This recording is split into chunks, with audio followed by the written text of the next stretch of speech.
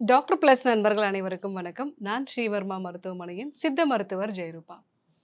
நம்ம வீட்டு வாசல்ல இருக்கக்கூடிய ஒரு மரம். இது வருஷத்துக்கு ஒரு முறை தான் பூக்கும். இந்த பூக்கள் புற்றுநோயை அழிக்கக்கூடிய ஒரு சக்தி இருக்கு அப்படின்னா, வருடம் முழுவதும் அந்த பூக்கள யூஸ் பண்றதுக்கு நம்ம முயற்சி பண்ணுவோம் இல்லைங்களா? அட்லீஸ்ட் கிடைக்கும் போதாவது அந்த பூக்கள கண்டிப்பா நம்ம யூஸ் பண்ணணும். அது என்ன பூ அப்படின்னா, வேப்பம் பூ தான். நம்மளுடைய நாட்ல கொஞ்சம் இந்த சம்மர் ஸ்டார்ட் ஆன உடனே நெறைய வேப்பம்பூ வந்து கிடைக்கும். நம்ம ஒரு புத்தாண்டு அன்னைக்கே இந்த வேப்பம்பூ பச்சடி வச்சு சாப்பிடக்கூடிய ஒரு வழக்கம் வந்து இருக்கு. வேப்பம்பூல துவையல் செஞ்சு சாப்பிடக்கூடிய ஒரு வழக்கம், வேப்பம்பூவ பதப்படுத்தி அத குழம்பு செஞ்சு சாப்பிடக்கூடிய ஒரு வழக்கம் இருக்கு. இது புற்றுநோய் செல்களை அழிக்கக்கூடிய ஒரு தன்மை இருக்கு அப்படிங்கிற மாதிரியான ஒரு ஆராய்ச்சி ஜப்பான்ல இருக்கக்கூடிய ஒரு பல்கலைக்கழகத்திலும், இந்தியால இருக்கக்கூடிய ஒரு பல்கலைக்கழகத்திலும் நெறைய ஆராய்ச்சிகள் நடந்திருக்கு. முக்கியமா மார்பக புற்றுநோய்.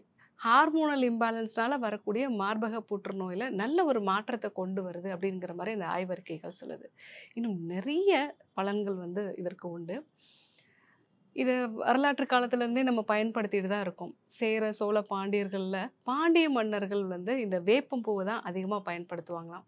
மெயினா போருக்கு போகும்போது வேப்பம்பூ வந்து தலையில அணிஞ்சுட்டு போகக்கூடிய ஒரு வழக்கம் இருந்தது. அதனுடைய குளிர்ச்சி தன்மை அவங்களுக்கு வீரத்த குடுக்கும் அப்படிங்கிற மாரி நம்பப்பட்டது. அதே மாரி வேம்பு இலைகள் வந்து எந்த அளவுக்கு ஒரு ஆன்டிபயாட்டிக்கா இருக்குமோ, மெயினா ஆன்டி வைரலா இருக்குமோ, அதே மாரி வேப்பம் பூவுமே கிருமிகள் வராம நம்மள பாதுகாக்கும். அதனால தான் அந்த காலத்திலேயே பாண்டிய மன்னர்கள் வந்து போருக்கு போகும்போது இந்த வேப்பம் பூவ தலையில அணிஞ்சுட்டு போவாங்களாம். ஸோ அததான் புறநானூற்றுல வந்து சொல்லுவாங்க. "வேம்பு தலையாடை புனைந்த பாண்டி" அப்படிங்கிற மாரி நக்கீரர் வந்து புறநானூற்றுல சொல்லியிருப்பாரு. ஸோ இந்த வேம்பு பூ அப்படிங்கிறது வந்து நம்முடைய இலக்கியத்திலும் சொல்லப்பட்டிருக்கு. மருத்துவ குணமும் மிக்கது. கிடைக்கும்போது கண்டிப்பா இத நம்ம பயன்படுத்தணும். இதுல என்னென்ன மருத்துவ பலன்கள்லாம் இருக்குன்னு பார்த்தீங்கன்னா, மெயினா வாயு தொல்லை இருக்கிறவங்க, சாப்பிட்டா சரியா செரிமானம் ஆகல, வயிறு உப்புசமா இருக்கு அப்படின்னு சொல்றவங்க, இந்த வேப்பம் பூவ டீ மாதிரி வச்சு சாப்பிடலாம். இல்ல வேப்பம்பூ ரசம் மாதிரி செஞ்சு சாப்பிடலாம். அப்படி சாப்பிடும்போது வயிறு சம்பந்தமான பிரச்சனைகள், வாயு தொல்லைகள் இது எல்லாமே வந்து சரியாகும். மெயினா இந்த சம்மர் தொடங்கும்போது பாடியில நெறைய வேர்க்கூறு வர்றது, அதே மாரி வந்து வேனல் கட்டிகள் நம்ம சொல்லுவோம். ஹார்ட் பாயில்ஸ் இதெல்லாம் வந்து வரும். இதுக்கான ரீசன் என்னன்னா, இந்த வியர்வை கோளங்கள்ல அதிகமான அளவுக்கு வியர்வை சுரக்க ஆரம்பிக்குது. அதனால கிருமி தேங்கி வளர ஆரம்பிக்குது. அதனால தான் இந்த பிரச்சனை வருது. அப்படி இருக்கிறவங்க இந்த வேப்பம் பூவ டீ மாதிரி வந்து நம்ம எடுத்துக்கலாம். அந்த காலத்துலலாம் அ பெரிய பெரிய அந்த மன்னர்களோ, இல்ல வந்து அந்த ராணிகள்லாம் குளிக்கும்போது, தண்ணீல கண்டிப்பா அந்த வேப்பம் பூ வந்து போட்டு குளிப்பாங்களாம். ஸோ ஏன்னா அவங்களோட ஸ்கின் வந்து நல்லா ஹெல்த்தியா இருக்கும். உடம்புக்கு நல்லா குளிர்ச்சி குடுக்கும்னு சொல்லிட்டு. இந்த காலத்திலயுமே இந்த வேப்பம் பூக்கள நம்ம வெதுவெதுப்பான வெந்நீர்ல போட்டு குளிச்சோம் அப்டின்னா, தோல்ல உண்டாகக்கூடிய வியர்க்கூறு, வேனல் கட்டி இது எல்லாமே வந்து சரியாகும். சர்க்கரை வியாதினால பாதிக்கப்பட்டவங்களுக்கும் இந்த வேப்பம் பூவ டீ மாதிரியோ, இல்ல வந்து துவையல் மாதிரியோ செஞ்சு சாப்பிடும் பொழுது, அவங்களுடைய சுகரோட அளவு வந்து நல்லா குறைய ஆரம்பிக்கும். ஏன்னா, இது இன்சுலினோட சென்சிட்டிவிட்டிய வந்து நல்லா இம்ப்ரூவ் பண்ணும். கசப்பான உணவு எல்லாமே வந்து இன்சுலினோட சென்சிட்டிவிட்டிய இம்ப்ரூவ் பண்ணும். அதே மாதிரி சுகர் லெவல்ஸையுமே வந்து குறைக்கும். உடல் எடைய குறைக்கணும்னு நினைக்கிறவங்களும் வேப்பம் பூவ டீ மாதிரி எடுத்துக்கிட்டாங்கன்னா, அவங்களுடைய மெட்டபாலிசம் வந்து இம்ப்ரூவ் ஆகுறத பார்க்கலாம். ஸோ வெயிட்ட குறைக்கணும்னு நினைக்கிறவங்க இந்த சீசன்ல நெறைய வேப்பம்பூ வந்து கிடைக்கும். காலை நேரத்தில ஒரு டீ மாரி வச்சு குடிச்சீங்க அப்படின்னாலே, உங்களுடைய மெட்டபாலிசம் இம்ப்ரூவ் ஆகுறதுனால வெயிட் நல்லா ஈஸியா வந்து குறைக்கலாம்.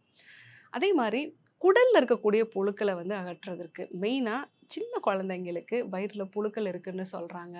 ஸோ நைட்ல தூங்கும்போது பல்லு கடிக்கிறாங்க. ஆசன வாயில ஏதோ அரிப்பு இருக்குன்னு சொல்லி அடிக்கடி வந்து அங்க கை வைப்பாங்க. ஸோ இந்த மாதிரியான ஒரு நிலை இருக்கு அப்படின்னா, இந்த வேப்பம் பூவ ஒரு நல்லா வந்து துவையல் மாதிரி பண்ணி வந்து குடுக்கலாம். இல்ல வேப்பம் பூவ காய வச்சு அது கூட வந்து நாட்டு சர்க்கரை சேர்த்து வந்து குடுக்கலாம். அந்த மாரி நம்ம குடுத்துட்டே வந்தோம் அப்படின்னா, அவங்களுக்கு இந்த குடல்ல இருக்கக்கூடிய புழுக்கள் எல்லாமே வந்து வெளியாயிடும்.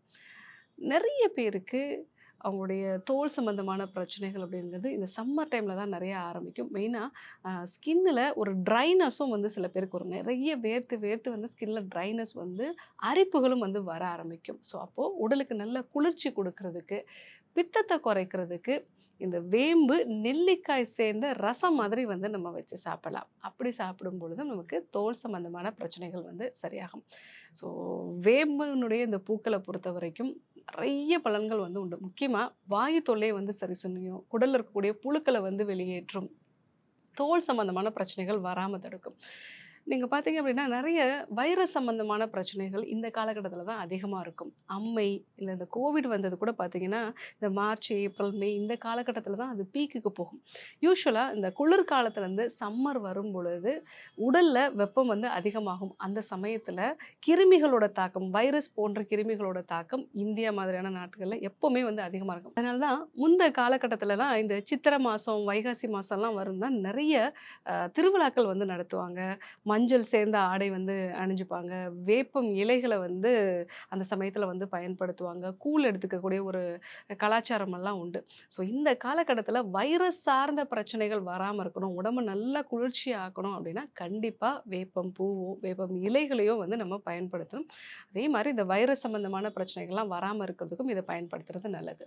இந்த வேப்பம் பூக்களுக்கு மார்பக புற்றுநோய சரி செய்யக்கூடிய ஒரு திறன் இருக்கு அப்படிங்கிறது ஆய்வறிக்கைகள் மூலமா வந்து தெரிஞ்சிருக்கு. 2007ல நடந்த சில ஆராய்ச்சிகள்ல, அதாவது அண்ணாமலை யுனிவர்சிட்டிலயும், ஜப்பான்ல இருக்கக்கூடிய சில யுனிவர்சிட்டிலயும் நடந்த ஒரு ஆராய்ச்சியில, தொடர்ந்து எலிகளுக்கு இந்த ஹார்மோன் சம்பந்தமான பிரச்சனைகள உருவாக்கி, மார்பக புற்றுநோய வந்து உருவாக்குறாங்க. ஸோ அவங்களுக்கு அந்த எலிகளுக்கு எல்லாமே வந்து இந்த வேப்பம் பூவினுடைய சாறு, வேப்பம் இலையினுடைய சாற வந்து கொடுக்கும்போது, மார்பக புற்றுநோய் வந்து அதிகரிக்கிறது வந்து குறைஞ்சிருக்கு. இது எப்படி வந்து புற்றுநோய சரி பண்ணுது அப்படின்னா, யூசுவலா புற்றுநோய் வந்து அதிகமாகுது அப்படின்னா, அந்த செல்கள் ஒரு கட்டுப்பாடு இல்லாம வளரும். இத வந்து குறைக்கிறதுக்கு அப்பாப்டோசிஸ்ங்கிற ஒரு மெத்தட் நம்ம பாடியில ஆல்ரெடி இருக்கும். ஸோ இந்த மெத்தட்ஸ தான் இந்த வேப்பம்பூ வந்து தூண்டுது. அதன் மூலமாக செல்கள் அபரிமிதமா வளர்ச்சி அடையறத வந்து இது குறைக்குது அப்படிங்கிறது தான் இந்த ஆய்வறிக்கைகள் சொல்லுது. அதே மாரி ஆன்டி புரோலிஃபரேட்டிவ் எஃபெக்ட் அப்படின்னு சொல்லுவாங்க. ஒரு இடத்துல உருவான அந்த புற்றுநோய் இன்னொரு இடத்துக்கு பரவுறது.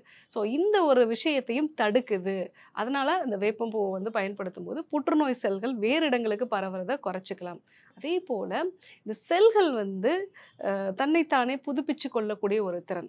அதாவது பாதிக்கப்பட்ட செல்கள் உடம்ப விட்டு வெளியே போறதுக்கு நம்ம கல்லீரல் தான் அதுக்கு வந்து ரொம்ப யூஸ்ஃபுல்லா இருக்கும். கல்லீரல்ல ஃபேஸ் 2 டீடாக்சிஃபிகேஷன் ஒண்ணு நடக்கும். அந்த ஃபேஸ் 2 டீடாக்சிஃபிகேஷன் நடக்கிறதுக்கு இந்த வேப்பம் பூ வந்து ஹெல்ப்ஃபுல்லா வந்து இருக்கு. ஸோ அதாவது கல்லீரல்ல குளூட்டோதைன் எஸ் டிரான்ஸ்ஃபரேஸ்ங்கிற ஒரு என்சைமோட லெவல வந்து அதிகப்படுத்துறது. இந்த என்சைம் வந்து என்ன பண்ணும்னா, உடம்புல தேவையில்லாத ஹார்மோன்ஸ் இருக்கும். மெயினா நெறைய பெண்களுக்கு மார்பக புற்றுநோய்க்கு வரதுக்கான முக்கியமான காரணம், அவங்க குடல்ல இருக்கக்கூடிய என்ட்ரோபோலம் அப்படிங்கிற ஒரு சில வகையான மைக்ரோபயாம்ஸ் தான். அதாவது பாக்டீரியாஸ், வைரஸஸ். ஸோ இது என்ன பண்ணும் அப்படின்னா, உடம்புக்கு தேவையில்லைன்னு சொன்ன அந்த ஹார்மோன்ஸ வந்து மலம் வழியாகவோ, சிறுநீர் வழியாகவோ வந்து வெளியேற்றணும். அத திருப்பியும் எடுத்துட்டு வந்து நம்ம உடம்புக்குள்ளேயே வச்சுடும். அந்த ஒரு விஷயத்த இந்த வேப்பம்பூ வந்து சரி செய்யுது. ஸோ பாடியில இருந்து இந்த தேவையில்லாத ஹார்மோன்ஸ டீடாக்ஸிஃபை பண்ணக்கூடிய என்சைம்ஸ வந்து இது ஸ்டிமுலேட் பண்ணுது. இந்த குளூட்டோதைன் எஸ் டிரான்ஸ்ஃபரேஸ்ங்கிற என்சைம வந்து ஸ்டிமுலேட் பண்ணுது. அதன் மூலமாக நமக்கு மார்பக புற்றுநோய் வராம அது தடுக்குது அப்படிங்கிற மாரி அந்த ஆய்வறிக்கைகள்லாம் சொல்லுது. என்னதான் ஆராய்ச்சிகள்லாம் சொன்னாலும் கூட, நம்முடைய முன்னோர்கள் இத உணவாவே வந்து பயன்படுத்தியிருக்காங்க.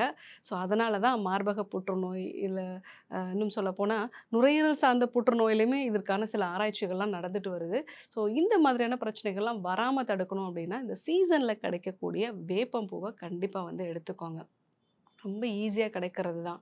வருடத்துக்கு ஒரு முறை பூக்கக்கூடிய இந்த பூக்கள நம்ம சீசன் டைம்லயும் எடுத்துக்கலாம். அத எடுத்து பதப்படுத்தி வச்சுட்டு, ரெகுலரா நம்ம வந்து டீயாவோ, இல்ல வந்து துவையலாவோ வந்து நம்ம எடுத்துக்கிட்டோம் அப்படின்னா, அதனுடைய முழுமையான பலன்கள வந்து பெற முடியும். ஸோ இன்னைக்கு இந்த சீசன்ல கிடைக்கக்கூடிய வேப்பம்பூ, இதனுடைய அற்புதமான பலன்கள வந்து பார்த்தோம். ரொம்ப முக்கியமா, மார்பக புற்றுநோய் கூட வராம தடுக்கும் அப்படிங்கிறதையும் அந்த ஆய்வறிக்கைகள் மூலமாக நம்ம வந்து தெரிஞ்சுக்கிட்டோம். ஸோ சீசன்ல கிடைக்கிறத கண்டிப்பா வந்து பயன்படுத்துங்க. ஸோ எத்தன பேர் ஆல்ரெடி பயன்படுத்திட்டு இருக்கீங்க? ஏன்னா நெறைய ட்ரெடிஷ்னலாவும் நம்ம புது வருஷத்தன்னைக்கு இந்த வேப்பம்பூ பச்சடி சாப்பிடக்கூடிய ஒரு வழக்கம் இருக்கு. கசப்பு, புளிப்பு, வெல்லம் எல்லாமே சேர்த்து வந்து இத வந்து ப்ரிப்பேர் பண்ணுவாங்க. ஸோ எத்தன பேர் இத ஆல்ரெடி எடுத்துக்கொள்ளக்கூடிய வழக்கம் வந்து இருக்கு? ஸோ நீங்க துவையல் மாதிரியான விஷயங்கள்லாம் செய்வீங்க. வேற என்னென்ன பிரச்சனைக்கெல்லாம் இந்த வேப்பம் பூவ பயன்படுத்துவீங்க அப்படிங்கிறத கமெண்ட்ல சொல்லுங்க. இல்ல இந்த சீசன்ல கிடைக்கக்கூடிய ஃபார் எக்ஸாம்பிள் நுங்கு சாப்பிட்டா என்னெல்லாம் பலன்கள் வந்து கிடைக்கும்? இல்ல இந்த காலகட்டத்தில பதநீர் சாப்பிட்டா என்ன பலன்கள் வந்து கிடைக்கும்? இந்த சம்மர்ல உடம்ப கூலாக்குறதுக்கு எதெல்லாம் நம்ம வந்து ஃபாலோ பண்ணணுங்கிற கேள்விகள் இருந்தாலும் நீங்க கமெண்ட்ல சொல்லுங்க. அடுத்தடுத்து வரக்கூடிய வீடியோக்கள அத பற்றி நம்ம இன்னும் விரிவா விவாதிக்கலாம். ஸோ இன்னைக்கு வேப்பம்பூவோட அற்புதமான பலன்கள பத்தி தெரிஞ்சுக்கிட்டோம். இதே போன்ற இன்னொரு தகவலோட உங்கள சந்திக்கிறேன். நன்றி, வணக்கம்.